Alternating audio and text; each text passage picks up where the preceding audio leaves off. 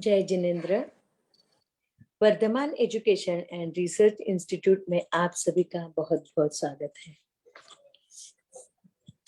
पिछले एक साल में हमने नंदी सूत्र, सम्यक व पराक्रम, कर्म प्रकृति सीख लिए। अब हम सीखने जा रहे हैं लेशा। उत्तराध्ययन सूत्र का 34वां अध्ययन लेशा का विधिवत अध्ययन तथा विवेचन प्रोग्राम में आप सभी का बहुत बहुत स्वागत है। आज हमारा 9th क्लास है। परम पूज्य प्रीति सुधा जी महाराज साहब की सुशिष्या स्वाध्याय प्रेमी पूज्य श्री संयम प्रीति जी महाराज साहब जी एवं सौ शकुंतला जी चौड़िया, इनके मुखारविंद से उत्तराध्ययन सूत्र की कड़ी चालू है। और आप सभी जन जो नए भी जुड़े हैं, जो पहले से जुड़े हुए हैं, सभी जन बहुत ही अच्छी तरह से अध्ययन कर रहे हैं। इसलिए तहे दिल से आप सभी का बहुत बहुत स्वागत है। संयम प्रीति जी महाराज साहब जी एक साथ मथेन वंदामी, भावपूर्वक मथेन वंदामी, श्रद्धा पूर्वक मथेन वंदामी। बोलिए शांतिनाथ भगवान की जय, आचार्य भगवंत की जय। नमो रिहंताणम, नमो सिद्धाणम, नमो आयर्याणम, नमो अध्यायाणम, नमो लोये सवसाहूणम। एसो पंचन मुक्कारो तव पावपनासनो। मंगलानं च सप्रेतिं परमं हवै मंगलम्, परमं हवै मंगलम्। देह स्वरूप समझा विना पाम्यो दुख अनंत। समझाव्यु ते पद नमो श्री सद्गुरु भगवंत। समझाव्यु ते पद नमो श्री सद्गुरु भगवंत। श्रीमिंदर स्वामी महाराज आपकी आज्ञा, भगवान आपकी आज्ञा, गुरु गोविंद जी महाराज आपकी आज्ञा। उत्तराध्ययन सूत्र के 34वें अध्ययन पर विवेचन करने की आज्ञा चाहते हैं। परम आदरणीय, परम वंदनीय, परम पूजनीय 2400 तीर्थंकर भगवान, पंच परमेश्वरी भगवान तथा ज्ञानी, ध्यानी, त्यागी, तपस्वी समस्त ऊर्जा महापुरुषों के चरणों में भावपूर्वक वंदन। आराध्य गुरुदेव पूज्य श्री आचार्य भगवान तपसी जी महाराज साहब, पूज्य श्री माता जी महाराज साहब आदि समस्त उपकारी चरणों में भावपूर्वक वंदन। संस्कार भारती वाणी भूषण पूज्य श्री प्रीति सुधा जी महाराज साहब, पूज्य श्री अरुण प्रभा जी महाराज साहब के चरणों में भावपूर्वक वंदन। यहाँ उपस्थित सभी धर्म प्रेमी, श्रद्धावान, जिज्ञासु भाइयों तथा सुशील बहनों, हम लोग लेशा को देख रहे हैं। लेशा का जो अध्ययन है 34वां अध्ययन उत्तराध्ययन सूत्र का, वो हम देख रहे हैं। उस अध्ययन में हमने 6 लेशाओं का स्वरूप देखा है। 6 लेशाओं को स्थूल रूप से देखा है कि 6 लेशाओं में 6 प्रकार की मानसिकता कैसे होती है। 6 पथिकों के माध्यम से, 6 लोगों के माध्यम से समस्या एक, समाधान 6। तो 6 प्रकार के समाधान कैसे हो सकते हैं और कैसे कैसे जिसकी आंतरिक भावना कैसे होती है, उस भावना के अनुसार व्यक्ति कैसे पेश आता है, वो हमने देखा है 6 लेशाओं के बारे में। अब आज हम अध्ययन की शुरुआत कर रहे हैं। अध्ययन जो 6 लेशाओं के ऊपर अध्ययन किया गया है, उसमें जो गाथाएं बताई गई है, उन गाथाओं के माध्यम से हम देखेंगे कि लेशा में 6 लेशाओं का वर्णन कैसे किया गया है। तो पहले हमने पहली और दूसरी गाथा देखी थी। पहली और दूसरी गाथा देखी थी हमने कि लेशा का अध्ययन करने का संकल्प किया है कवि ने, मतलब गाथाकार ने। और दूसरी गाथा में 11 प्रकार के द्वारों से लेशाओं का वर्णन करेंगे, इस प्रकार बताया है। दूसरी गाथा में क्या कहा था कि नामाइम वर्ण रस गंध भाषा परिणाम लक्षणम ठाणम थीम गईम चाउम लेशाणम तो सुने हमें। मतलब 11 प्रकार से लेशाओं का वर्णन किया जाएगा। अलग अलग तरीके से लेशा के अलग अलग प्रकार बताए जाएंगे, अलग अलग प्रकार से उसका वर्णन किया जा रहा है। पहले तो नाम, लेशाओं के नाम क्या है वो आएगा। दूसरे में वर्ण कैसे रहेंगे, हर एक लेशा का अपना अपना कौन सा वर्ण होता है, कलर कौन सा होता है, उसका वर्णन रहेगा। फिर रस कैसा होता है, गंध कैसा होता है, स्पर्श कैसा होता है, और लेशाओं के परिणाम कैसे होते हैं। जो लेशा हमारी जब जो लेशा उदय में आती है, उस लेशा में आने के बाद व्यक्ति के परिणाम कैसे बदलते जाते हैं, भाव कैसे बदलते जाते हैं, मन के विचारधारा कैसे बदलती जाती है, वो परिणाम में आएगा। फिर लक्षणम, लक्षणम यानी लक्षण कौन से हैं, कौन से लेशा वाले के कौन से लक्षण होते हैं, मतलब उनके बाहर के लक्षण देखकर हम पहचान सकते हैं कि इसकी कौन सी लेशा चल रही है। तो ये लक्षण का वर्णन है। स्थानम यानी स्थान, कौन से स्थान में कौन कौन से एक एक स्थान की विशेषता भी होती है। अमुक स्थान में अमुक लेशा वाले ही लोग रहते हैं, या उस स्थान में जाने के बाद उसी प्रकार की लेशा उनके उदय में आती है। जैसे नरक गति में गए तो वहां अशुभ लेशा ही आएगी उदय में। नरक का स्थान ऐसा है कि वहां पर जाने के बाद कोई भी जीव जाएगा तो उसके अशुभ लेशा ही रहेगी, शुभ लेशा वहां नहीं आ सकती। और देवगति में ऊपर ऊपर वाले देवगति में गए तो वहां शुभ लेशा ही आएगी, वहां अशुभ लेशा नहीं आएगी। इस प्रकार स्थान की अपनी एक विशेषता होती है। फिर थीम, थीम यानी स्थिति, हर एक लेशा की अपनी अपनी स्थिति कितनी होती है, अवधि कितनी होती है, कितने अवधि तक कौन सी लेशा मनुष्य में स्थित रह सकती है। ऐसे हम देख सकते हैं कि हमारी लेशा बार बार बदलती रहती है, परिवर्तनशील है। एक लेशा ज्यादा से ज्यादा 4 या 5 मिनट तक रह सकती है, बाद में वो परिवर्तित हो सकती है। लेशा में परिवर्तन सतत आता है, पर फिर भी एक लेशा के जो लक्षण होते हैं, उन लक्षणों के अनुसार उनमें स्थिति कितनी, कितने दिनों तक, कितने वर्षों तक, कितने साल तक वो लेशा उस व्यक्ति में रहने वाली है, उस व्यक्ति में उस लेशा की प्रधानता रहेगी। इस प्रकार का वर्णन स्थिति में आ गया है। फिर गईम, गईम यानी गति, कौन सी गति में कौन कौन सी लेशाएं होती है उसका भी वर्णन आएगा। चाउम यानी आयुष्य, लेशा के जो लेशा जिस गति में जाने के बाद उसकी आयु कितनी रहेगी और कितने आयु तक वो लेशा उसमें रहेगी, इस प्रकार आयुष्य के अनुसार भी वो उसका वर्णन किया गया है। तो इस प्रकार लेशानम तो सुने हमें, लेशा के अलग अलग प्रकार से आप मुझसे सुनना, इस प्रकार का संकल्प इसमें दूसरी गाथा में किया गया है। अब आज हम तीसरी गाथा देख रहे हैं। तीसरी गाथा में क्या कहा है कि जिस विषय का वर्णन करना है, अब ये लेशा का अध्ययन है, 34वां अध्ययन लेशा का है। तो जिस विषय का वर्णन करना होता है उस विषय के पहले नाम देना जरूरी होता है। कौन कौन से नाम है, किस विषय का आप वर्णन कर रहे हैं, उसका नाम अगर हमें पता नहीं रहा तो हम उसको जानेंगे कैसे। तो इसलिए सबसे पहले तीसरी जो गाथा की गई है, बताई गई है, उसमें नामोल्लेख किया है कौन कौन सी लेशाएं हैं। क्योंकि पहली 2 गाथाओं में सिर्फ लेशा, छन्नम की कमल लेशा, 6 प्रकार की लेशाओं का वर्णन हम करेंगे, इस प्रकार कहा गया है। तो हमने भले डिटेल में देख लिया है, पर ग्रंथकार ने अपने हिसाब से बराबर उसमें क्रम के अनुसार बराबर नाम दे रहे हैं। तो 6 लेशा के नामयम यानी पहले नाम का वर्णन किया जा रहा है। तीसरी गाथा जो है वो हम देख रहे हैं।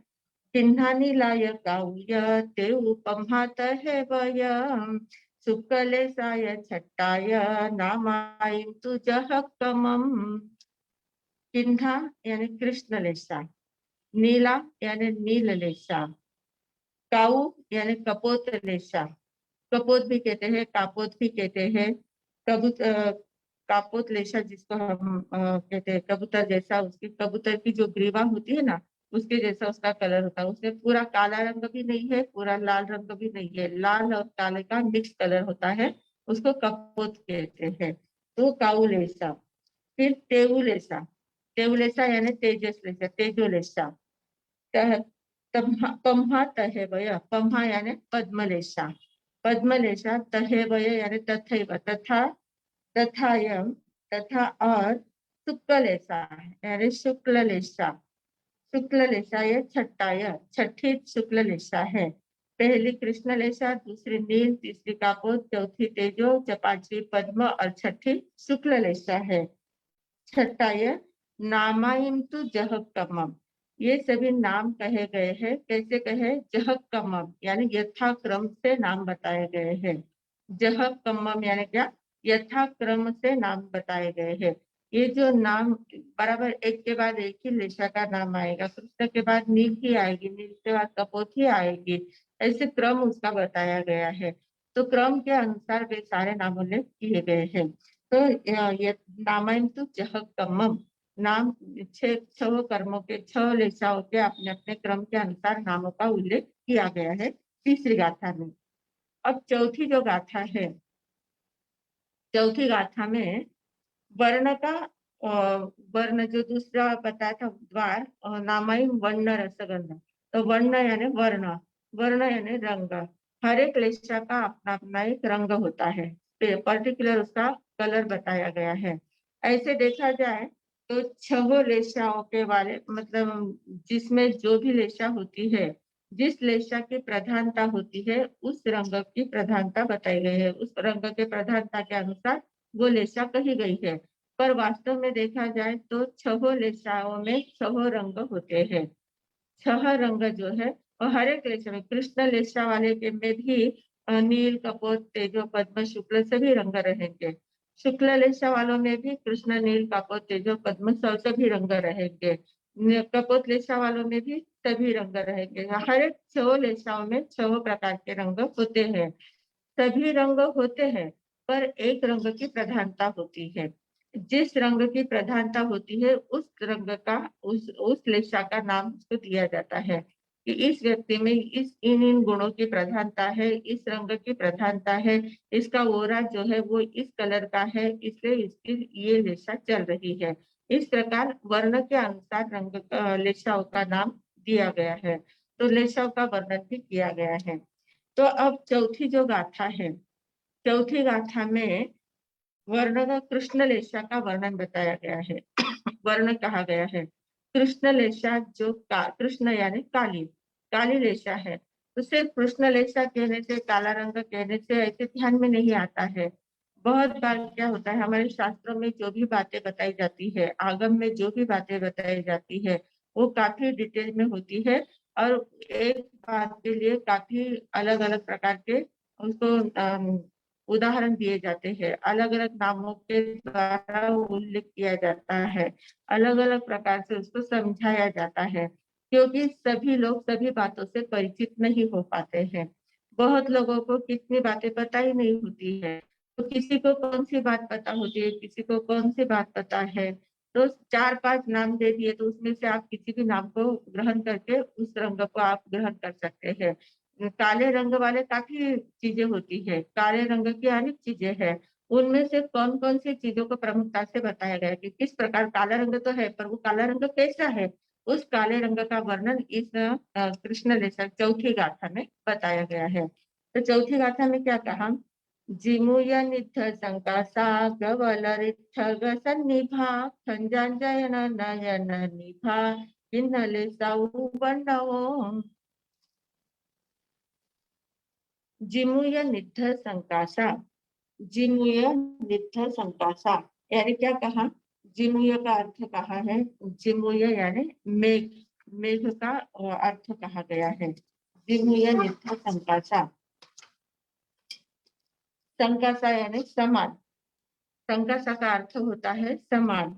जिमुय निद्ध संकासा, निद्ध का अर्थ होता है स्निग्ध, स्निग्ध का अर्थ क्या होता है? स्निग्ध, चिकना। हमने देखा था ना रुक्ष, स्निग्ध वगैरह जो स्पर्श के प्रकार अलग अलग देखे थे, उसमें स्निग्ध आया था। स्निग्ध यानी जिसमें चिकनापन होता है, जो तैलीय होता है, घी वाला होता है, ऐसा स्निग्ध जो होता है, चमकीला, जो स्निग्धता जिसमें होती है ज्यादा।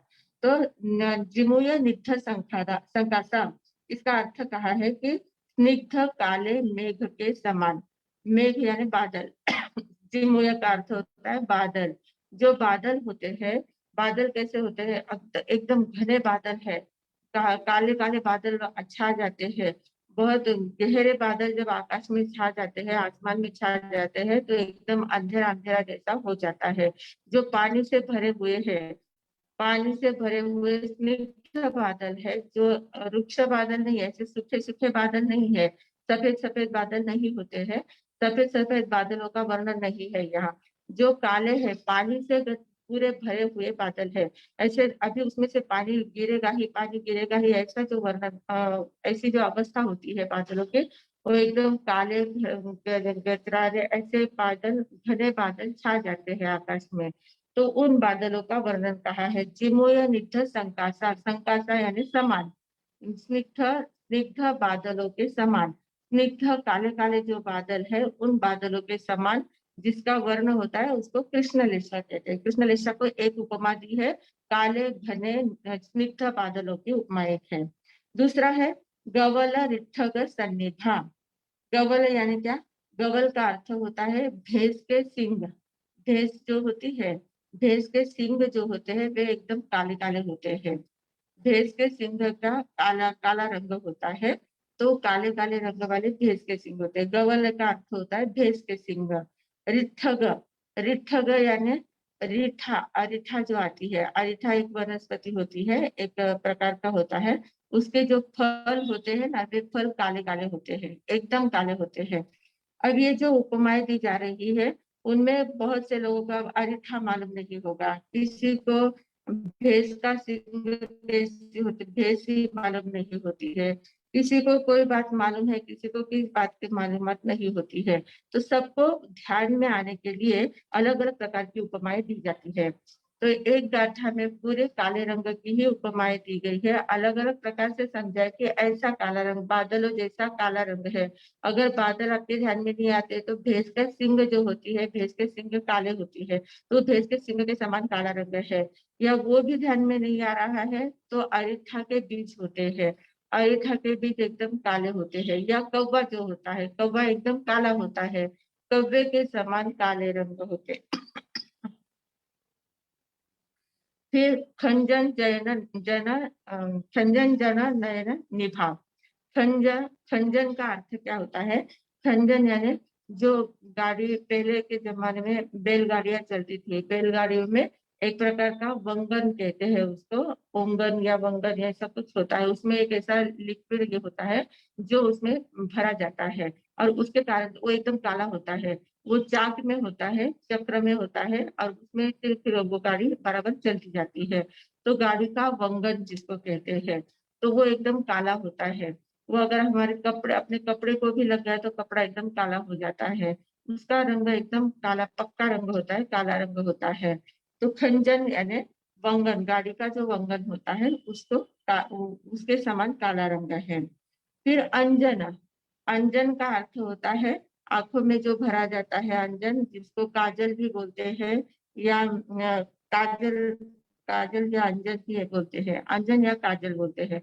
तो आंखों में भी लगाया जाता है, वो काजल के समान, उसके समान होता है। और नयन निभा, नयन निभा यानी हमारे आंखों के अंदर जो काली कीकी होती है, जो बाउली जिसको बोलते हैं, कीकी होती है काली, गोल होती है, तो उसका रंग भी काला होता है। तो उसके समान काला रंग, अगर आंख की कीकी के समान काला रंग है, या अंजन के समान काला रंग है, या खंजन, खंजन यानी वंगन के समान काला रंग है। इसे ऐसे काले रंग के 5-6 नंबर नाम बता दिए गए हैं। तो यहाँ काले काले मेघ के समान काला रंग है, भैंस के सिंग के समान काला रंग है, रीठा के समान, रीठा के बीज के समान काला रंग है, रीठा के फल जो होते हैं उसके समान काला रंग है, या खंजन वंगन के समान, अंजन यानी आंखों का काजल जो होता है उसके समान, और नयन निभा, नयन की निभा यानी नयन की जो कीकी होती है, आंखों में जो कीकी होती है, तो उसके समान काला रंग इसका होता है। जिम्मु निथ संकासा, गवल रिठग सन्निभा, खंजन जैन नयन निभा, किन्ह लेसाऊ वर्णवो। कृष्ण लेशा का वर्ण इस प्रकार का होता है। ये सभी प्रकार के वर्ण कृष्ण लेशा के बताए गए हैं। कृष्ण लेशा जो होती है वो काले रंग की होती है, ये तो हमें पता है। और काले रंग में ये अलग अलग प्रकार के बताए हैं, मतलब इसमें बहुत ज्यादा ज्यादा प्रकार प्रमाण में काला रंग कैसा बताया जा सकता है, कितनी तीव्रता से वो काला रंग है, कि जो एकदम अंधकारमय काला रंग है। काला रंग कैसा होता है? अंधकारमय होता है, उसमें प्रकाश नहीं होता है। तो चमकीला नहीं होता है, मतलब काला रंग अंधकार को बताने वाला होता है, उसमें प्रकाश नहीं होता है। तो जिसके अंदर काली लेशा, जिसके अंदर कृष्ण लेशा का उदय जिसका होता है, कृष्ण लेशा के परिणाम जिसके होते हैं, कृष्ण लेशा में जिसका जीवन होता है, उसका जो ओरा होता है और जो आभा मंडल है, वो पूरा काला काला होता है और इतना भयानक होता है, काला होता है। वो जिसको वो दृष्टि होती है उसको बराबर दिख जाता है। हम लोग भी अगर थोड़ी सी साधना करते हैं, थोड़ी सी हमारी दृष्टि को सूक्ष्मता से देखने की आदत डालते हैं, तो हमें भी वो ओरा दिख सकता है। हर एक का ओरा दिख सकता है। कोई भी व्यक्ति सामने आया तो उसके ओरे का हमें अनुभव हो सकता है। तो ये काला रंग वाला जो ओरा होता है, ये कृष्ण लेशा वाला व्यक्ति जब हमारे सामने आता है, तो वो सामने आते से ही हमारा थोड़ा सा जी घबराने लग जाता है, हमें एकदम से बेचैनी होने लगती है। अगर हम कृष्ण लेशा वाले नहीं है, हम शुक्ल लेशा वाले, पद्म लेशा वाले या तेजो लेशा वाले, शुभ लेशा वाले हैं और सामने कृष्ण लेशा वाला व्यक्ति आ गया है, तो कृष्ण लेशा वाला व्यक्ति सामने आया है या बाजू में से जा भी रहा है, तो भी उसके परमाणु जो होते हैं, उसकी जो ऊर्जा होती है, वो ऊर्जा हमें बेचैन बना देती है। उस ऊर्जा के कारण से हमारा जी घबराने लग जाता है, हमें अच्छा नहीं लगता है। उस व्यक्ति को देखते से ही मन में ऐसी बेचैनी हो जाती है, पैदा हो जाती है। तो ये काला रंग हमारे, मतलब ये जो रंग बताए गए हैं, ये द्रव्य लेशा के रंग हैं। द्रव्य लेशा यानी जो बाहर में प्रकट हो रही है। भाव लेशा यानी जो अंदर में भाव है, अंदर में जो भाव उठ रहे हैं, वो भाव लेशा है।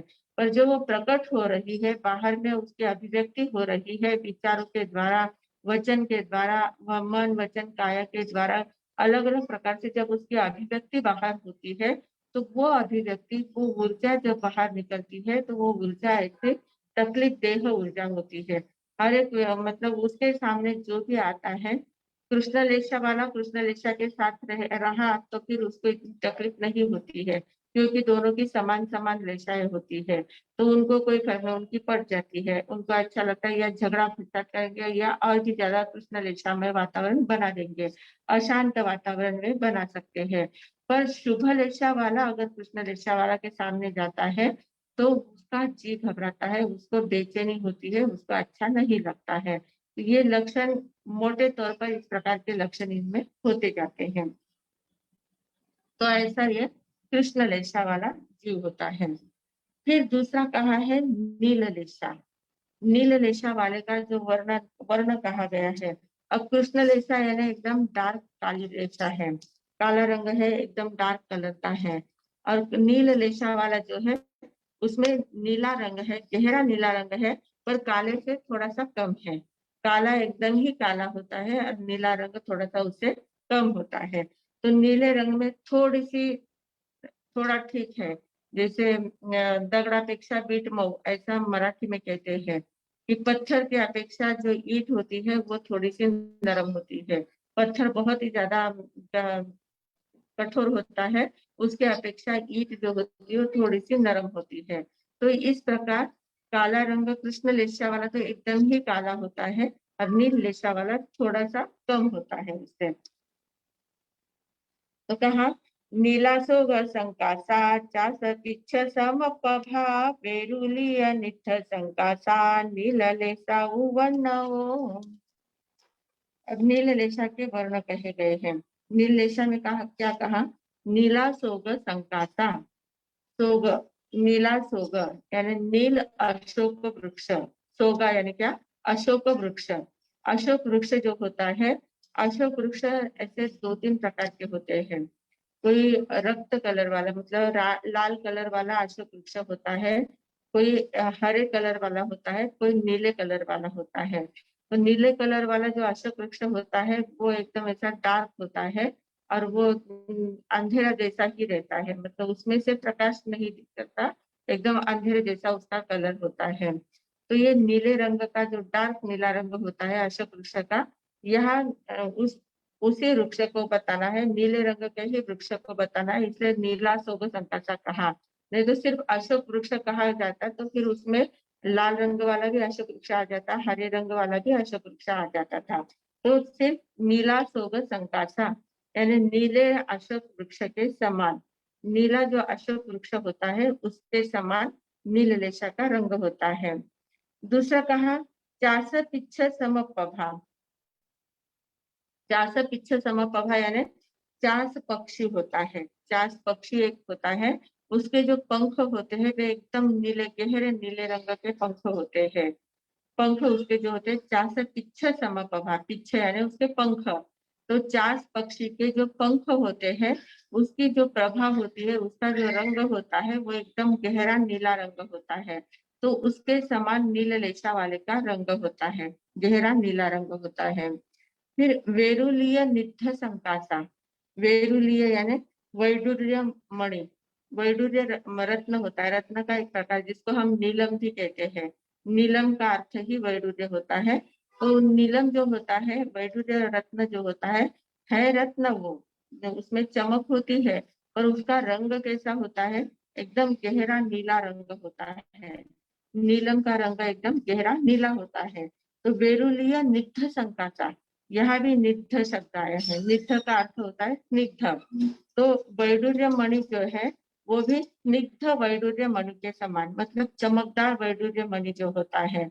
नीले रंग में भी काफी प्रकार होते हैं, अलग अलग प्रकार के शाइनिंग होती है, तो जो एकदम चमकदार नीला रंग वाला है वैसे वैडूर्य मणि के समान नीला सोग संकासा नीललेशा वर्णव, नीललेशा का वर्ण जो है वो वैडूर्य मणि के समान, स्निग्ध वैडूर्य मणि के समान, रत्न के समान होता है, या चास पक्षी के पंख के समान होता है, या नील अशोक वृक्ष के समान होता है। अशोक वृक्ष नीले रंग का होता है। आकाश का नीला रंग नहीं कहा है, आकाश भी नीला रंग ही है, पर आकाश का नीला रंग नहीं कहा है। क्यों नहीं कहा, क्योंकि आकाश में इतना गहरा नीला रंग नहीं है, एकदम हल्का सा नीला रंग है, नीली छाया है, पर गहरा नीला रंग नहीं, उसमें सफेद रंग का ज्यादा मिक्स है। तो नील लेशा वाला जो है उसका रंग आकाश के समान नहीं है। नीला सोगा संकासा, नीला सोगा संकासा, सोगा का अर्थ अशोक वृक्ष कहा गया है, तो अशोक वृक्ष के समान है डार्क नीला रंग। जहां जहां एकदम डार्क नीला रंग आता है उन बातों को यहाँ बताया गया है, सिर्फ 3 बातों का ही वर्णन यहाँ किया गया है। कृष्ण लेशा में 4-5 बातें बताई है, पर इसमें नील लेशा में 3 ही बातें बताई है कि तीनों का जो नीला रंग है उस नीले रंग के समान नील लेशा का वर्ण होता है। अब ये मैंने पहले ही आपको बताया कि जो 6 लेशाएं हैं इसमें एक लेशा की प्रधानता होती है, इसलिए उसका नाम उसको दिया जाता है। जैसे कृष्ण लेशा वाले में काले रंग की प्रधानता है इसलिए कृष्ण लेशा नाम दिया है, पर उसमें कृष्ण लेशा वालों में 6 रंग होते हैं, नील कापोर तेजो पद्म शुक्ल सभी रंग होंगे, सभी रंग रहते हैं उसमें, पर वे रंग थोड़े से दबे हुए होते हैं और इसकी प्रधानता होती है। काले रंग की प्रधानता है, बाकी के रंग दबे हुए हैं। जब समय आता है तब वो रंग भी बाहर आते जाते हैं। जैसे हमने पहले दिन देखा था कि 6 रंग, एक जैसे एक चक्र बनाया है, चक्र में 6 रंग के 6 कागज लगाए हैं, 6 कागज 6 रंगों के लगाए हैं, काला नीला कपोतलेशा तेजो पद्म शुक्ल सभी 6 रंग के 6 कागज ऐसे लगाए हैं। और उस चक्र को हम लाइट के सामने अगर घुमाते हैं तो लाइट के सामने घुमाते समय जो कलर लाइट के सामने आएगा वैसा रंग, वैसा प्रकाश पड़ेगा। है 6 रंग, पर उसमें से वही प्रकाश पड़ेगा जिस प्रकाश के ऊपर लाइट चमक रहा है, तो जिस प्रकाश पर लाइट चमक रहा है वही प्रकाश, वो प्रकाश उसी रंग में परिवर्तित होकर हमारे सामने आता जाता है। तो इसलिए हमें लगता है कि लाल ही रंग है, काला ही रंग है, या नीला रंग है, या सफेद रंग है, पर है 6 रंग, पूरा चक्र घूम रहा है। और इन रंगों में विशेषता है, हमने उस दिन देखा था, ये सभी रंग सफेद रंग में मिक्स होते हैं। सफेद रंग जो होता है सभी रंगों का अर्थ होता है, सफेद रंग में सभी रंग रहते हैं। जैसे अगर उस चक्र को हमने बहुत जोर से घुमाया, बहुत स्पीड से अगर घुमाया, तो बहुत स्पीड से घुमाने के बाद उसमें सिर्फ सफेद रंग ही दिखेगा, बाकी के सभी रंग गायब हो जाएंगे। छोटे बच्चों को ऐसा प्रयोग किया जाता है, स्कूलों में प्रयोग करते हैं ऐसे बहुत बार। तो ऐसे अलग अलग रंगों के कागज लगाकर उन कागज को वो चक्र को पूरे अलग अलग रंगों के कागज से भर देते हैं और उसको इतना स्पीड से घुमाते, इतना स्पीड से घुमाते हैं कि वहां से एक ही रंग दिखता है और वो सफेद रंग होता है।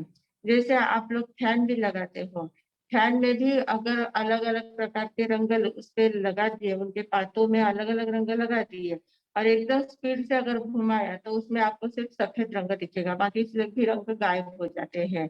तो इस प्रकार ये रंगों की विशेषता होती है। तो इन कृष्ण लेशा और नील लेशा, इन दोनों लेशाओं को हमने देखा। ये दोनों कैसी है? अंधेरे के रंग है। ये अंधेरे वाले रंग है, अंधकार में यात्रा कराने वाले ये रंग होते हैं। और इन रंगों में जो व्यक्ति रहता है, जो व्यक्ति इन रंगों से भरा हुआ होता है, नील लेशा या कृष्ण लेशा वाला जो व्यक्ति होता है, वह व्यक्ति अपने अस्तित्व को अशांत बना देता है। जहाँ भी जाता है स्वयं भी अशांत रहता है, औरों को भी अशांत बना देता है। उसमें अशांति के परमाणु बहुत ज्यादा बढ़ते जाते हैं और अशांति के कारण से वो वातावरण भी पूरा अशांत कर देता है, असंतुलित वातावरण कर देता है। जहाँ जाएगा वहां झगड़ा फिसाद करेगा, जहाँ जाएगा वहां कुछ ना कुछ बोलता ही रहेगा। बहुत ज्यादा वो स्वयं भी शांति नहीं ले पाता है, स्वयं भी सुख में नहीं रह पाता है, किसी को सुख में नहीं रहने देता है। इस प्रकार के उनके, क्योंकि उनके कर्मों की दशा ही ऐसी होती है। उनका जो हमने देखा था कि लेशा किसके कारण से होती है? कषाय के रंग से रंग कर बाहर आती है। तो जिस कषाय का उदय होगा, अनंतानुबंधी का है या अप्रत्याख्यान का है या प्रत्याख्यान का है या संजलन का है, उसमें भी तरतमता होती है। बहुत ज्यादा तीव्रता है या बहुत थोड़ा सा कम है, मंद है या मंदतम है, इस प्रकार से उसमें भी तरतमता होती है। तो जैसे कषाय का रंग होता है, उस प्रकार के भाव हमारे बाहर में प्रकट होते जाते हैं, उस प्रकार की लेशा हमारी प्रकट होती जाती है। तो कषाय की तीव्रता के कारण से ये अशुभ लेशाएं हमारी उदय में आती है।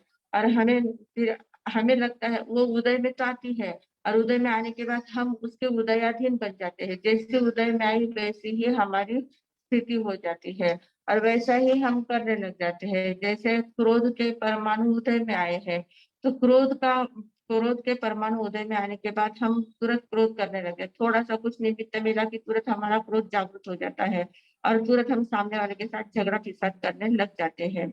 एक ऐसा ही व्यक्ति था, संत उसके पास गोचे के लिए, आहार के लिए गए, भिक्षा लेने के लिए संत वहां पहुंचे। मतलब अजय संत थे, वे ऐसे घूमते रहते हैं। तो वो एक व्यक्ति की दुकान पर वे पहुंचे और जैसे ही पहुंचे तो उस व्यक्ति ने देखा कि संत आए हैं तो उनको कुछ देना है। तो उसने एक आध रोटी और कुछ थोड़ा बहुत जो उसके पास था थोड़ा बहुत दे दिया, थोड़ा बहुत दे दिया। और देने के बाद वो पूछता है संत को, वो नमस्कार करता है, कहता है कि महात्मा जी, आप तो बहुत बड़े साधक लग रहे हो, साधक हो तो मेरे एक प्रश्न का जवाब देना, आप मेरे एक प्रश्न का जवाब देना। साधक ने, संत ने कहा कि क्या प्रश्न है तुम्हारा? तो कहा कि सब लोग ऐसे आपस में झगड़ते क्यों हैं? बहुत लोग इतनी ज्यादा झगड़ालू वृत्ति लोगों में क्यों होती है? इस प्रश्न का मुझे जवाब चाहिए। तो संत ने कहा कि देखो, मैं आहार लेने के लिए आया हूँ, तुमने आहार तो इतना सा दिया है, मैं तुम्हारी ऐसी उटपटांग बातों का जवाब देने के लिए नहीं आया हूँ। एकदम से संत ने उसको ऐसी बात कह दी। जैसे ही ऐसा बोले संत, तो वो व्यक्ति इतना ज्यादा गर्म हो गया कि ये क्या बात है, आप तो संत है, आप तो पहुंचे हुए महात्मा है, साधक है, और आपको मैं प्रश्न पूछ रहा हूँ और आप ऐसी उल्टी सीधी बातें कर रहे हो।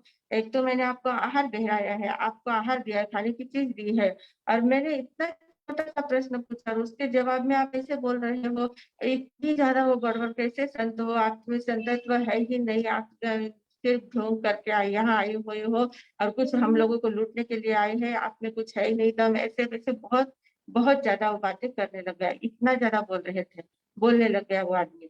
और संत एकदम शांत खड़े थे, कुछ भी बोले नहीं, वापिस उन्होंने कोई जवाब उसको दिया ही नहीं। बहुत देर बाद बोलने के बाद क्या होता है, जो जिस झगड़ालू लोग होते हैं ना, वो जब बहुत ज्यादा बोलने लग जाते हैं, झगड़ा करने पर उतर आते हैं, अगर उनको सामने किसी ने जवाब नहीं दिया ना, तो उनका झगड़ा थोड़ी देर बड़बड़ बड़बड़ करेंगे और फिर शांत हो जाएंगे। फिर उनको रिस्पांस नहीं मिला है तो वो चुपचाप हो जाते हैं। उनकी जो क्रोध की मात्रा होती है वो शांत हो जाती है, थोड़ी कम हो जाती है। फिर वो एकदम बोलते हैं कि क्या इसके साथ बोलने से कोई मतलब नहीं है, तो कोई जवाब ही नहीं दे रहा है, तो वो वापस बोलते ही नहीं है। फिर ऐसे ही इस व्यक्ति का भी हुआ।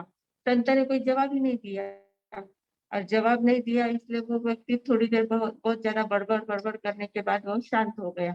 और उसने कहा कि मैं इतना बोल रहा हूँ और आप एक भी बात का मेरा जवाब नहीं दे रहे हो। आपको कुछ गुस्सा नहीं आ रहा है क्या? आपको कुछ बोलने की इच्छा नहीं हो रही क्या? आप कैसे सब पूरा सहन कर रहे हो? फिर संत ने कहा कि देखो, बात यही है, कोई व्यक्ति अगर बोलने लग जाता है, तुमने जो जवाब पूछा है, सवाल पूछा है ना, उसी का जवाब देने के लिए मैंने ये प्रयोग किया है। तो तुमने क्या पूछा था कि झगड़े क्यों होते हैं, लोगों में झगड़ालू वृत्ति इतनी क्यों ज्यादा बढ़ गई है?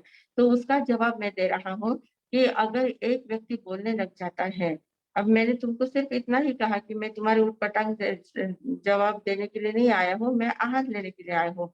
मैंने इतनी सी बात कही पर तुम एकदम गर्म हो गए, तुम्हारी क्रोध की मात्रा एकदम बढ़ गई, और क्रोध के मारे आप बोलने लग गए, बड़बड़ाने लग गए। तो मैंने आपको वापस एक भी जवाब नहीं दिया। तो मैंने जवाब नहीं दिया तो झगड़ा हुआ क्या अपना? झगड़ा नहीं हुआ, क्योंकि तुमने बड़बड़ कर ली पर मैं शांत रहा, तो वापस उत्तर नहीं दिया तो झगड़ा नहीं हुआ। तो लोगों में यही बात होती है, सहनशीलता नहीं होती है। कोई एक व्यक्ति बोलने लग जाता है, एक व्यक्ति ने एक शब्द कहा कि दूसरा तुरंत उसको दूसरा शब्द सुना देता है, और फिर उन दोनों में झगड़े शुरू हो जाते हैं। अगर झगड़े को नहीं होने देना है, झगड़े को शांत करना है, वातावरण को शांत करना है, तो जो बोल रहा है समझ लेना कि उसका भी क्रोध का उदय आया है, क्रोध दशा उसकी जागृत हो गई है, कृष्ण लेशा उसकी जागृत हो रही है, नील लेशा जागृत हो रही है, वो बल बड़बड़ा रहा है। उसको जवाब देने की कोई आवश्यकता नहीं है, क्योंकि जो क्रोध से भरा हुआ व्यक्ति होता है वो विवेक बुद्धि को खो देता है, और क्या बोलता है, कैसे बोलता है, किसके सामने बोलता है, उसको कोई पता नहीं होता है। तो इसलिए उसके सामने अपन ने अगर जवाब नहीं दिया तो उसका क्रोध अपने आप शांत हो जाता है। तो इस प्रकार ये जो क्रोध हमारा जागृत होता है, ये जो अहंकार जागृत होता है, माया कपट जागृत होती है, कषाय जो जागृत होती है, उसके अधीन जब हम बन जाते हैं तो उस लेशा में हमारा प्रवेश हो जाता है। पर उस समय अगर हम जागृत हो गए, जागृत होने के बाद अगर वैसा हमने आचरण नहीं किया तो हम अपनी शुभ लेशा में रह सकते हैं। तो प्रश्न पूछा गया है कि क्या हम लेशा बदल सकते हैं क्या? हमारे जीवन में परिवर्तन आ सकता है क्या? हमारे स्वभाव में परिवर्तन आ सकता है क्या? तो आध्यात्म के क्षेत्र में कहा गया है कि स्वभाव में परिवर्तन आ सकता है, जरूर आ सकता है। वास्तव में देखा जाए तो मराठी में एक कहावत है कि स्वभावाला औषध नाही, स्वभावाला औषध नाही, ऐसा मराठी में कहावत है कि स्वभाव के लिए कोई दवा नहीं है, जिसका जो जैसा स्वभाव होता है वो वैसा ही रहता है, उसमें कोई परिवर्तन नहीं आता है, ऐसा मराठी में कहा जाता है, ऐसी कहावत है। पर वास्तव में देखा जाए तो ये कहावत किसके लिए है कि जो अपना स्वभाव बदलना नहीं चाहता उसके लिए कोई औषधि नहीं है, कोई दवाई नहीं है।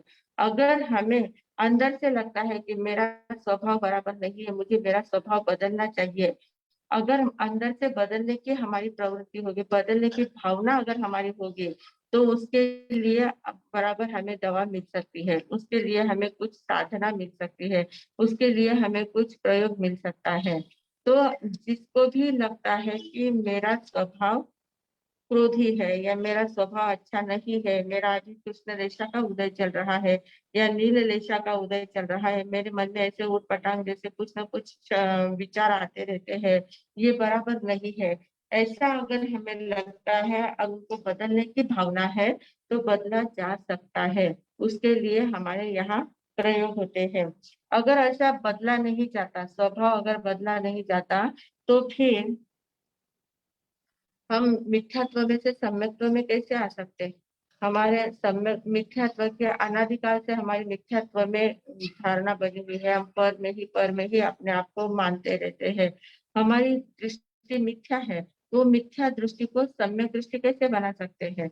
अगर बदल नहीं होता तो ये नहीं हो सकता। मिथ्यात्व से सम्यकत्व में नहीं आ सकते, सम्यकत्व से संयम में नहीं जा सकते, संयम में से सिद्धत्व की ओर नहीं जा सकते। आगे आगे हम जो बढ़ते हैं, हमारी साधना जो आगे आगे बढ़ती है, वो नहीं बढ़ पाती, क्योंकि हमारे अंदर में परिवर्तन ही नहीं आता।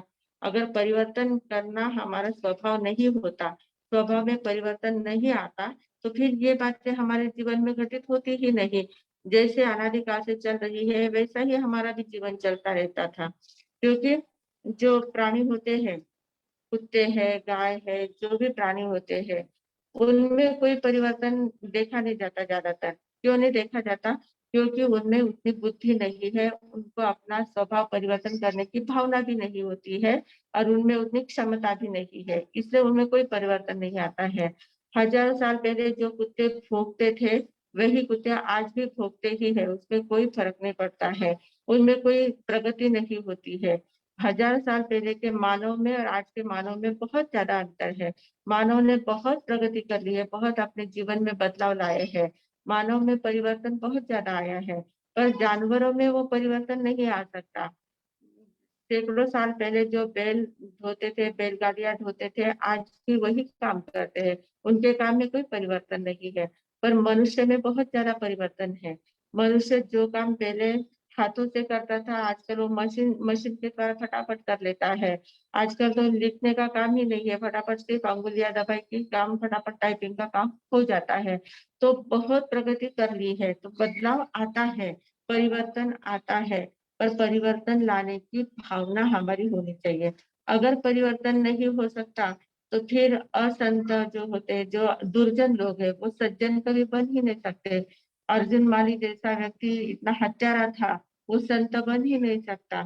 वाल्मीकि जो ऋषि था, वो जो रोज इतने लोगों की हत्या करने वाला था, वो कभी वाल्मीकि ऋषि नहीं बन सकता। कोली था तो वो कोली ही रह जाता, वाल्मीकि ही रह जाता, वो कभी ऋषि नहीं बन पाता।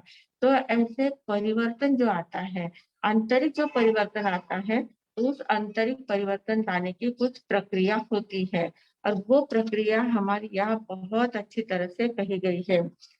तो में अध्यात्म के क्षेत्र में मनुष्य को बदलने की महत्वपूर्ण प्रक्रियाएं दी है। उनमें एक प्रक्रिया है कायोत्सर्ग। कायोत्सर्ग की प्रक्रिया होती है कि जिसके कारण से हम अपनी पुरानी आदतों को परिवर्तित कर सकते हैं। पुराने जो हमारे विचार है, उनमें परिवर्तन ला सकते हैं। जो हमारे आदतें लगी हुई है, व्यसन जो लगे हुए हैं, या जो बुराइयां हमारे अंदर पनप रही थी, जो जो अप्रिय बातें जो हमारे अंदर जो थी, उन सभी बातों में हम परिवर्तन ला सकते हैं कायक सर्ग के द्वारा। क्योंकि कायक सर्ग का संकल्प सूत्र है, तस्य उत्तरीकरणेनम पायचित्त करणेनम विसोहीकरणेनम विसल्लीकरणेनम पावाणम कम्माणम निखाय न ठाय ठानी कौसगम। ये जो संकल्प सूत्र है, इस संकल्प सूत्र के माध्यम से हम इस संकल्प सूत्र को अगर हमने व्यवस्थित रूप से स्वीकार किया है, इसके अनुसार अगर हम चल रहे हैं, तो हमारे जीवन में निश्चित रूप से परिवर्तन आ सकता है। बाप रे, समय तो हमारा हो चुका है, पर थोड़ा सा देख लेते हैं। पहले क्या कहा? तस्य उत्तरीकरणेनम, तस्य उत्तरीकरणेनम, उत्तरीकरणेनम यानी उदात्तीकरण करना है, उससे ऊपर उठना है। ऊपर उठने के लिए उत्तरायण जो बोलते हैं ना अपन, उत्तरायण और दक्षिणायन, नाभि से ऊपर चढ़ना उसको उत्तरायण बोलते हैं, नाभि से नीचे जाना उसको दक्षिणायन बोलते हैं। तो उत्तरायण में जाना यानी ऊर्ध्व गमन करना है, ऊपर उठना है, उदात्तीकरण करना है अपनी ऊर्जा का। तो तस्य उत्तरीकरण, तस्य यानी किसका, किसका उत्तरीकरण करना है? उत्तरीकरण तो करना है, पर किसका करना है? तो तस्य यानी उसका उत्तरीकरण करना है, जो बातें हमारे अंदर में अप्रिय है, जो हमें अच्छी नहीं लगती है, जो आदतें हमें पड़ी हुई है, जो व्यसन हमारे अंदर है, जो बोलने की आदत, झूठ बोलने की आदत है, हिंसात्मक हमारी वृत्ति है, चौर्य वृत्ति है, मैथुन वृत्ति है, या परिग्रह की वृत्ति है, या जो अशुभ वृत्तियां हमारे अंदर पनप रही है, उन बातों से उत्तरीकरण, उन बातों से ऊपर उठने के लिए, तस्य उत्तरीकरणेन, उन बातों से हमें ऊपर उठना है। तस्य उत्तरीकरणेन प्रायश्चित्तकरणेन, अगर उन बातों से ऊपर तो उठना है और उन बातों से हमें विशुद्ध होना है, प्रायश्चित्त करना है। क्योंकि ये बातें हमें अच्छी नहीं लग रही है, उन बातों से हमें उनका प्रायश्चित्त करना है और प्रायश्चित्त करके उनसे शुद्ध होना है। विशोहीकरणेनम, विशोहीकरणेनम यानी विशुद्धि लाना है, अपने जीवन में विशुद्धि लाना है, हमारे मन को निर्मल करना है, मन को पवित्र करना है, शुद्ध बनाना है। मन में जो अशुभ विचार आ रहे हैं, उन विचारों में शुद्धि लाने का प्रयास करना है। तो विशोहीकरणेनम यानी विशुद्धि लाने का प्रयास करना है। और विसल्लीकरणेनम, विसल्लीकरणेनम यानी शल्य रहित होने के लिए, जो आदतें, बुरी आदतें मेरे अंदर है उसका मुझे शल्य है, क्योंकि मुझे अच्छी नहीं लग रही है, पर वे आदतें मेरे से जा नहीं पा रही है।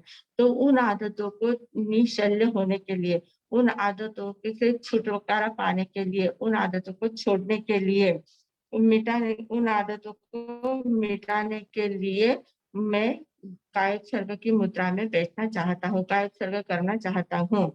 विसोही करनेनम, विसल्ली करनेनम, पावाणम कम्माणम निखाय नठाय ठामी कौसगम। पावाणम कम्माणम यानी जो बुरी आदतों के कारण मेरे जो बुरे विचार चलते हैं, बुरा चिंतन चलता है, बुरा कार्य मेरे हाथ से होता है, जो नहीं करना चाहिए वे सारे काम मेरे द्वारा होते हैं, तो उन कारणों से मेरे पास कर्म परमाणु बहुत ज्यादा आते हैं। अशुभ कर्मों का मैं जत्था इकट्ठा करता हूँ, अशुभ कर्मों का स्टॉक मैं बढ़ा रहा हूँ, तो वो स्टॉक मुझे कम करना है। पावाणम कम्माणम निघाय नठाय, मतलब पावाणम कम्माणम यानी जो पाप कार्य मेरे द्वारा हो रहे हैं, जिन पाप कार्यों को मैं इकट्ठा कर रहा हूँ, अशुभ कर्मों को इकट्ठा कर रहा हूँ, जो मूर्छा के परमाणु मेरे पास आ रहे हैं, और जो परमाणु मेरे चारों ओर, मेरी आत्मशक्ति को चारों ओर से घिरे हुए हैं। वो परमाणु कैसे है? चारों ओर मेरी आत्मशक्ति को घेरे हुए हैं और मेरे मन पर वे व्याप्त हो गए हैं। उन परमाणुओं के कारण से, उनके कारण से मैं अच्छे विचार ही नहीं कर पा रहा हूँ, अच्छे चिंतन ही नहीं कर पा रहा हूँ। मैं जैसे ही आंखें बंद करके बैठता हूँ तो मेरे मन में अशुभ अशुभ विचार ही ज्यादा आते हैं, बिना काम के विचार ही बहुत ज्यादा आते हैं। जो काम की बातें हैं उसमें मेरा मन नहीं लगता है, बिना काम की बातें उसमें बहुत ज्यादा रस आता है। तो ऐसी जो मेरी वृत्तियां बन रही है, जिसके कारण से मेरे मन को चारों ओर से जिसने व्याप्त कर लिया है, उन सारे पापकारी परमाणुओं का उन्मूलन करने के लिए निघाय नठाय ठानी कौशगम, निघाय नठाय यानी उनका पूरा उन्मूलन करना है, उन पापकारी कर्मों को मुझे निकालना है।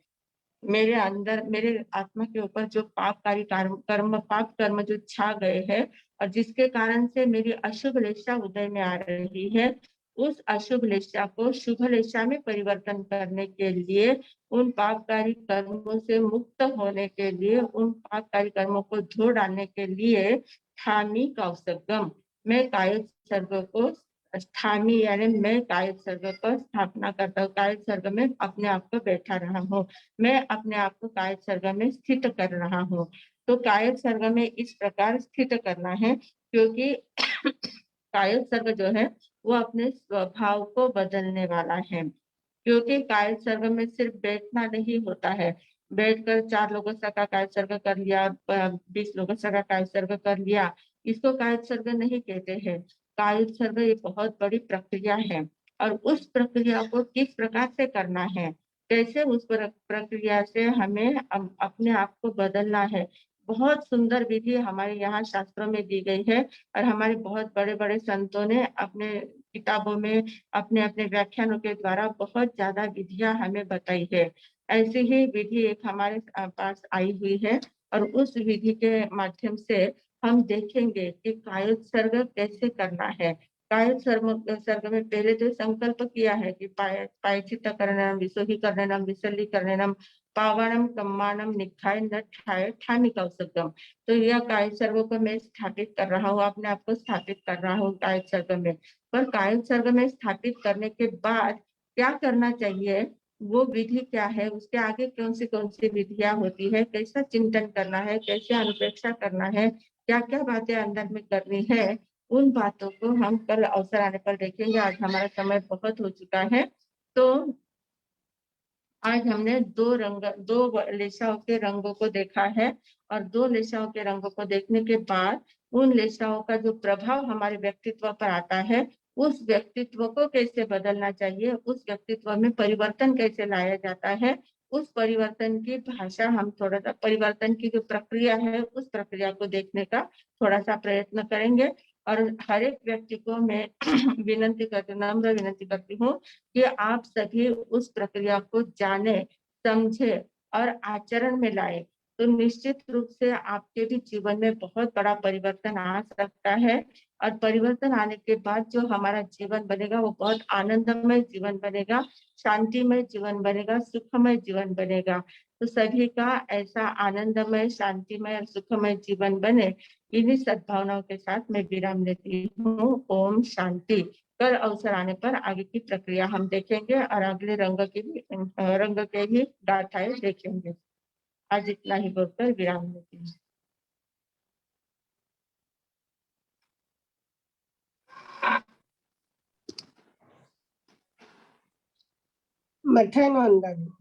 हाँ दया। सभी जिज्ञासु अभ्यासकों को मेरा भावपूर्वक नमस्कार। 6 लेशाओं का वर्णन आज हमारा 9वां क्लास है, यानी 9 क्लास से हम देख रहे हैं। काफी बातें हम, यानी जो लेशा की भूमिका बताई थी उसमें काफी बातें हमारे ध्यान में आई, लेकिन अभी मुझे लग रहा है कि जब महाराज साहब ने कर्म का प्रश्न पत्र कर्म सिद्धांत पर प्रश्न निकाले, तो पहले तो ऐसा लगा था कर्म सिद्धांत इतना हमने सीखा है, इतना सुना है, अभी तो क्या कर्म के बारे में कुछ भी पूछा तो हम तुरंत जवाब दे सकते हैं। लेकिन जब प्रश्न पत्र सामने आता है तो पता लगता है कि कुछ ना कुछ मिस्टेक हो ही जाती है। तो ये क्यों हो रही है? क्योंकि अभी आगे पढ़ रहे हैं, लेकिन जो पीछे हुआ है उसको भूलना नहीं, उस पर भी हमारा चिंतन हमेशा चालू रहना चाहिए। और मुझे तो लगता है कि अभी हमारे सब जैसे सिखाएंगे ना, तो थोड़ा थोड़ा प्रश्न पत्र निकालेंगे तो हमारा जो हम पढ़ रहे, हमारा जो अभ्यास है उसकी पुनरावृत्ति होती रहेगी। पहले एक ने किसी ने सुझाव दिया था कि एक एक जो हमारे अभी 8 क्लास है, तो पहले क्लास की थोड़ी पुनरावृत्ति कर लेंगे। तो देखते हैं, अगर हो सका तो करने का प्रयास करेंगे, लेकिन जो महत्वपूर्ण बातें है वो कैसे ध्यान में रखना है। अभी आज हमने देखा है कि 6 लेशा को स्थूल रूप से देखा है और 11 प्रकार से भगवान ने लेशा का वर्णन किया है। यानी कितना जैन धर्म इतना सूक्ष्म है कि छोटी छोटी बातों को कितनी तरह से समझाने का प्रयास किया है। जैसे अभी 11 द्वार कौन से, किसी ने हमारे सब प्रश्न पूछेंगे कि लेशा के 11 द्वार कौन से, तभी हमारे दिमाग में आना चाहिए नाम, वर्ण, रस, गंध, स्पर्श, परिणाम, लक्षण, स्थान, स्थिति, गति और आयुष्य। जैसे हमने कर्म की 11 अवस्था देखी थी, वैसे लेशा के भी 11 द्वार अभी हमें ध्यान में रखना पड़ेगा। अभी लेशा के द्वारा भाव कैसे बदलते हैं, तो और उसके लक्षण कैसे होते हैं, कौन से स्थान पर कैसी लेशा आ जाती है। अगर जैसा भी नरक का बताया, यानी ऐसा दुखमय वातावरण रहा कि वहां पर अगर क्रूरता हो रही, ऐसे वातावरण में अगर गए तो अपने आप कृष्ण लेशा के परमाणु वहां बिखरे हुए होते हैं और वहां जाने के बाद मन भी वैसे ही बन जाता है।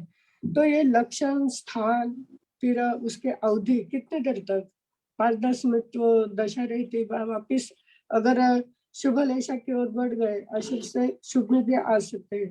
तो अवधि, फिर गति और आयुष्य, अभी ये सारे 11 द्वार बताए हैं।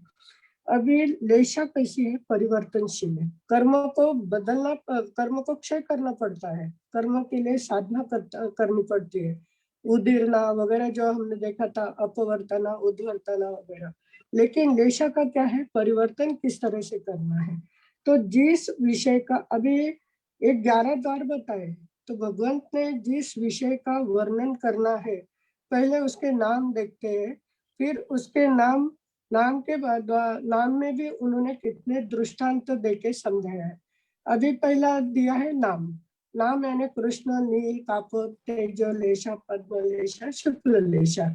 अभी कृष्ण लेशा काले रंग की है, सिर्फ काले रंग की कह के रुके नहीं, वहां पर उन्होंने 6 उदाहरणों में दे दिए कि जैसे।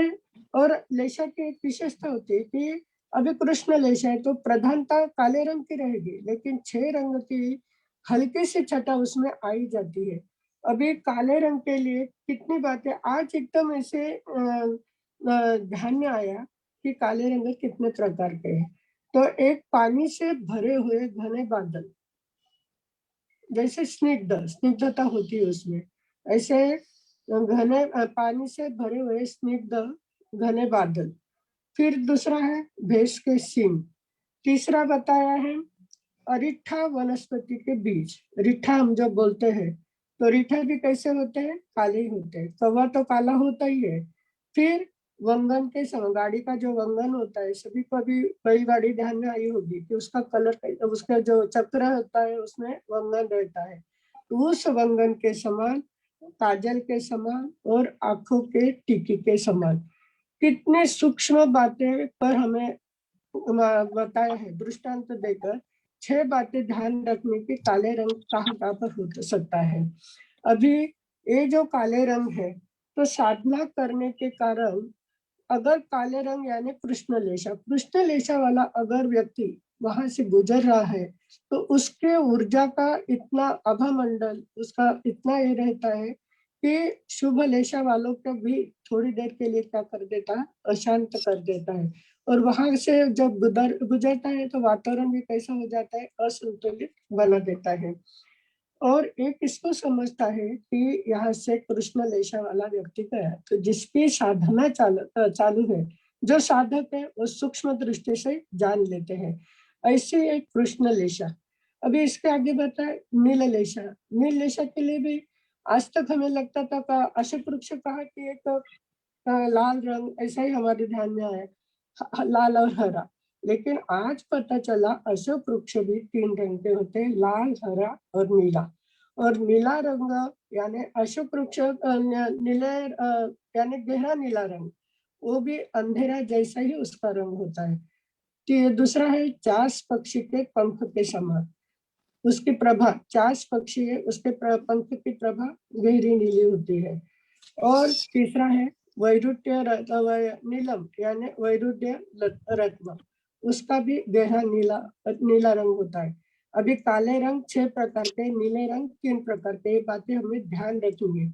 और सभी रंग में सफेद रंग, सभी रंग में सफेद रंग का अर्क होता ही है, यानी सफेद रंग सभी रंगों का अर्क है। अंधकार, या भी ये जो चल रही है कृष्ण लेशा नीलेशा, अंधकार में यात्रा करने का रंग है। और इस अंधकार के कारण हम अपने अस्तित्व को अशांत बना देता है और असंतुलित वातावरण बना देता है, स्वयं सुख में नहीं रहता और दूसरों को भी सुख में नहीं रहने देता। तो ये कषाय की तरतमता है।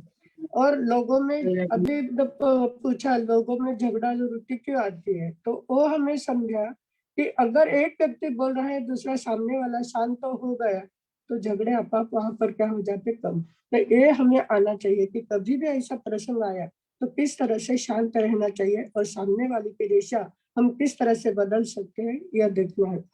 अगर जागरूक रहे और प्रतिक्रिया न दी, तो हमेशा सामने वालों की दिशा में परिवर्तन आ सकता है।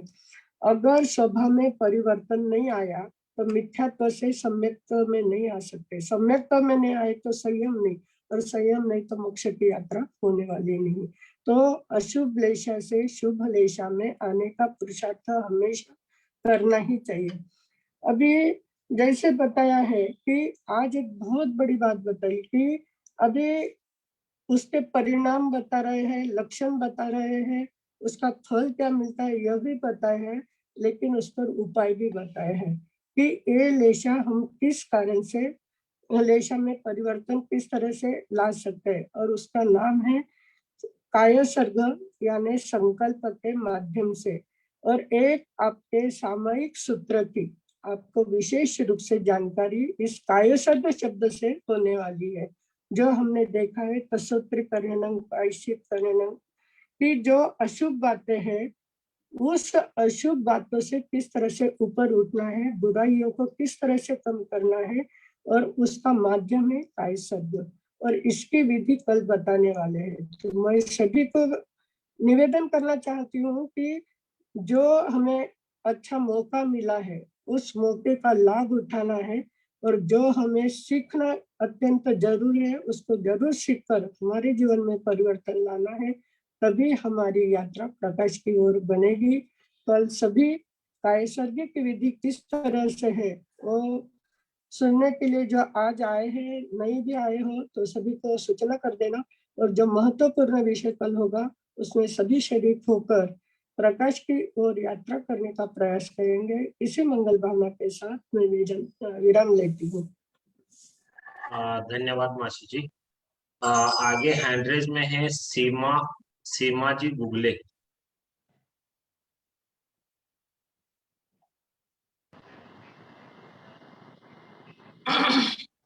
मथे नंदामी महाराज साहब। हाँ दयापाल जी, मैंने 2 दिन से मैं आपके लेक्चर सुन रही थी, आपके जो सेशन हुए। मैंने एक व्हाट्सएप ग्रुप में आपका था, मैंने पहले सुने नहीं थे, लेकिन इतना सुंदर आपने बताया है कि मैंने 2 दिन में सब 8 लेक्चर कंप्लीट कर दिए। अरे हाँ, मैं बहुत आप बहुत अच्छे से समझा रहे थे। मैं पिछले साल लॉकडाउन से ये जानना चाहती थी कि लेशा के बारे में कोई बताए, और मुझे अचानक से ये मिल गया है, और मैं आपको बता नहीं सकती मैं कितनी खुश हूँ। आपका बहुत बहुत आभार तो नहीं कह सकते, आप बहुत बड़े ज्ञानी लोग हमारे लिए इतना समय निकाल कर हमारे लिए इतना बड़ा दे रहे हैं हमें ज्ञान। बहुत बहुत आभार आपके। आप कहाँ से बोल रहे कहाँ से आप दीदी?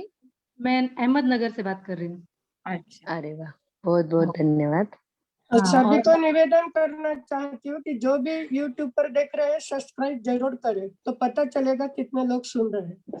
जी मैम, एक सवाल एक था मेरा कि जैसे मैं रेकी ने मैंने थोड़ा अटेनमेंट लिया हुआ है, और मैं उन लोगों से थोड़ा सा अध्यात्म की बातें सुनती हूँ, थोड़ा उनका भी लेक्चर सुनती हूँ। तो वो लोग थोड़ा सा जो नीचे के 3 चक्र हैं कि मूलाधार, स्वादिष्ठान और मणिपुर चक्र, ये जो आप हाँ बोल रहे थे कि अशुभ लेशा में हम लोग कैसे होते हैं, तो वो हाँ लोग बोलते हैं कि ये चक्र जो है कि ये लौकिक जीवन के लिए जरूरी भी होते हैं। जब इनको अभी हमें क्लीन हील और चार्ज करना चाहिए। अगर हाँ नीचे से हमें यात्रा करनी है कि नीचे से अगर हम ऊपर उठ रहे हैं, तो ये चक्र भी हमारे बैलेंस होने चाहिए। और ऊपर चढ़ना है तो अध्यात्म के लिए ये भी, अगर हम संसार में आए हैं तो ये हमारे लिए जरूरी भी हो सकते हैं। तो आप इसके बारे में क्या बताएंगे? संसार के लिए जरूरी है, बराबर है, पर वो मतलब जो नीचे वाले जो चक्र है उन चक्रों में अशुभ लेशाओं का वास है, कारण कि उसे संसार बढ़ता है, और संसार में जिसको रस है, संसार बढ़ाना है, तो उसमें अशुभ लेशाओं में उनका जीवन व्यतीत होता है। पर उन्हीं चक्रों से अगर ऊपर उठते उठते जैसे जाएंगे, वैसे वैसे हमारी लेशाएं शुभ होती जाती है। और लेशाओं का शुभ होना बहुत बड़ी बात नहीं है। लेशाओं के शुभ होने के कारण से हमारी मानसिक अवस्था एकदम स्वस्थ होती है, हमारी मनोदशा एकदम शुभ शुभ से होकर शुद्ध तक पहुंचती है, और हमें आंतरिक अनुभूति का आस्वाद मिलता है। तो इन बातों को प्राप्त करने के लिए इन ऊपर की लेशाओं पर चढ़ना है, ऊपर के चक्रों को खोलना है। नीचे के चक्रों में तो हम अनादिकाल से रहे ही है, अनादिकाल से हमारे संसार का चक्र चल ही रहा है। नीचे के चक्रों में रहना यानी संसार बढ़ाने का काम है। वो हाँ हमारी ऊर्जा अगर नीचे नीचे बहती है, नाभि से नीचे ऊर्जा अगर बहती है, तो वो हाँ बढ़ाने का काम करती है, और उस ऊर्जा को हमें ऊपर उठाना है। जैसे जैसे ऊपर उठाएंगे तो हम आध्यात्म की यात्रा शुरू कर सकते हैं। तो इस दृष्टि से चक्रों की बात कही थी। ऐसे संसार में 7 चक्रों को एक्टिवेट करते हैं, 7 चक्रों के द्वारा शक्तियों को उठाते हैं, क्योंकि मूलाधार में हमारी कुंडलिनी शक्ति होती है। उस शक्ति को अगर हमने उठा लिया तो बहुत सारी बातें हमारे जीवन में आ जाती है, जो एकदम नई नई बातें होती है, जिन बातों को हमने कभी देखा नहीं सुना नहीं, ऐसी बातें हमारे जीवन में आती है। पर उनको जब हम अध्यात्म से जोड़ेंगे तो ये बातें प्रकट होती है। संसार से जोड़ेंगे तो वो संसार की ही बातों को बढ़ाएंगे और अशुभ लेसा में ही हमारा रमन कराएंगे। जी बहुत बहुत धन्यवाद, आज बहुत अच्छे से आप समझा रहे हैं, बहुत हाँ, बढ़िया। Thank you ma'am, thank you. धन्यवाद सीमा जी। आगे छाया जी और प्रेमिला जी जाए, संक्षिप्त में पूछिए प्लीज।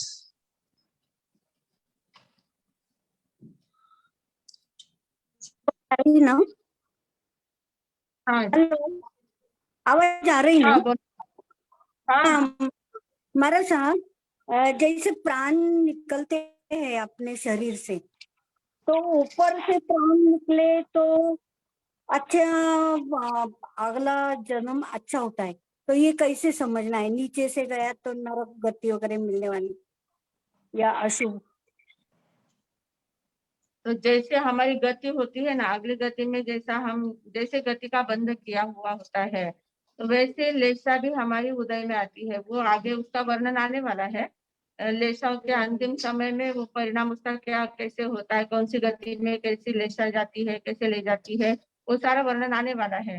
पर जिस लेशा में हमने आयुष्य का बंध किया होता है, अंतिम समय में वही लेशा हमारी जागृत होती है और उस लेशा के अनुसार हमारे भाव बनते जाते हैं और उसके अनुसार हमारे शरीर के हिस्से में से हमारे प्राण निकलते हैं।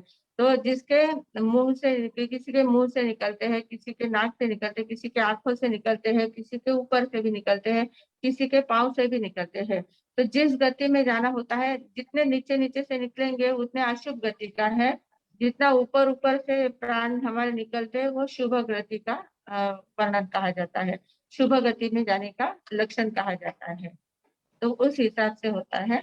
मतलब आंखों से निकला तो आंखें खुली रह जाती है, मुंह से निकले तो मुंह खुला रह जाता है, ऐसे उसके कुछ लक्षण होते हैं मृत्यु के समय। कान नाक से निकला तो उसका क्या परिणाम तो होता है? ध्यान में आता है, कहाँ से प्राण निकले हैं वो ध्यान में आ जाता है। अच्छा, ठीक है, ओके, धन्यवाद मतनंदन। शुभ हाँ, सकाळ। धन्यवाद छाया जी। आगे कौन है? प्रमिला जी। प्रमिला जी का हैंड रेस था पर वो अभी उनका शायद निरसन हो गया अच्छा, है। ठीक है, पचकान करवा लेते मंगल पाठ। ओम शांती शांती शांती. उगयसुरे नवकारशी पोरशी देर पोरशी आपाप्रधारणाप्रमाणे उपयुक्त पचकान अस्नम पाणम खायमम सायमम अनर्थना भोजनम सहसा गारणम सवसमाही वरणम ओसिरे ओसिरे ओसिरे. किसी का एकासना होगा तो एकासना के पचकान. ओम शांति शांति शांति. उगयसुरे एकासनारा एकटा उपरांत दिवसना तिथ्या रातना चविहार पचकान अनर्थना भोजनम सहसा गारणम सवसमाही वत्या गारणम ओसिरे ओसिरे ओसिरे. मंगल पाठ. ओम शांति शांति शांति. गुरुदेव की आज्ञा से चक्ताई मंगलम अरिहंता मंगलम सिद्धा मंगलम साहु मंगलम केवली पंडित धम्मो मंगलम. चक्ताई लघुत्तमा अरिहंता लघुत्तमा सिद्धा लघुत्तमा साहु लघुत्तमा केवली पंडित धम्मो लघुत्तमो. चक्ताई शरणम पवज्जामि अरिहंते शरणम पवज्जामि सिद्धे शरणम पवज्जामि साहु शरणम पवज्जामि केवली पंडितम धम्मम शरणम पवज्जामि. चार मंगल, चार उत्तम, चार शरणा दुख हरणा सुख करना और शरणा कोई जो भवि प्राणी आदरे तो अक्षय अमर पद. बोले भगवान महावीर स्वामी की जय. आचार्य भगवंत की जय. पूज्य श्री माता जी महाराज साहब की जय. संस्कार भारती वाणी भूषण सुधा जी महाराज साहब की जय. पूज्य श्री अरुण प्रभा जी महाराज साहब की जय. सब साधु संतन की जय. आज के आनंद की जय. दिशा तंत्र को बदलने का मंत्र सिखाने वाले परम पूज्य संयम प्रीति जी महाराज साहब जी को बहुत बहुत धन्यवाद. आभार आभार आभार. Vardhman education and research institute की तरफ से आप सभी का बहुत बहुत धन्यवाद. जो भी नए लोग जुड़े हैं वो ऐसे ही जैसे आज हमारे नगर के दीदी ने क्वेश्चन पूछे वैसे आप नए नए लोग जो भी जुड़े हैं अपना नंबर और आपके जो भी क्वेरीज रहेंगे आप पूछ सकते हैं. जितने ज्यादा से ज्यादा लोगों तक अभी भी आप हमारा मैसेज पहुंचा सकते हैं, जूम लिंक पहुंचा सकते हैं, क्योंकि अभी तक सिर्फ 8 9 क्लासेस ही हुए हैं, तो ज्यादा से ज्यादा लोगों तक हमारा क्लास पहुंचेगा। उन्होंने एक दिन में ही 8 क्लासेस अटेंड किए, तो बहुत बहुत धन्यवाद। ऐसे ही काफी जन कर सकते हैं, तो प्लीज आप ज्यादा से ज्यादा लोगों तक शेयर करिए। और Vardhman education and research institute की तरफ से परम पूज्य संयम प्रीति जी महाराज साहब जी और सौ शकुंतला जी चौड़िया जो उत्तराध्ययन सूत्र का 34वां अध्ययन लेशा का विवेचन कर रहे हैं, वो ज्यादा से ज्यादा लोग उसका फायदा ले, ऐसी ही मैं मनोकामना करके रुक जाती हूँ। कल हम मिलेंगे बराबर रात 9 बजे। कर्म का जिन्होंने भी पेपर नहीं छुड़ाया है, अभी भी आप छुड़वा सकते हैं, क्योंकि वो बहुत इजी है। गूगल फॉर्म ही है जैसे, उसमें आपको सिर्फ आंसर्स आपको क्लिक करने के हैं और आपका नाम और आपका एड्रेस डालना है, बस 10 मिनट का काम है। आप प्लीज गूगल फॉर्म वो भर के देंगे तो आपका कहाँ तक विवेचन, जितने भी मार्क्स मिलो, 7 मिलो, 8 मिलो, 10 मिलो, 15 मिलो, 20 मिलो, जो भी है, आपको अपना अध्ययन करने को आएगा कि मैं कहाँ तक हूँ, मुझे कहाँ तक समझ में आया है। तो सच में सभी को रिक्वेस्ट करती हूँ कि ज्यादा से ज्यादा लोग कर्म का जो पेपर है वो छोड़िए। गूगल के हिसाब मोबाइल पे ही आपको 10-15 मिनट लगेंगे। बहुत बहुत धन्यवाद। आभार आभार आभार।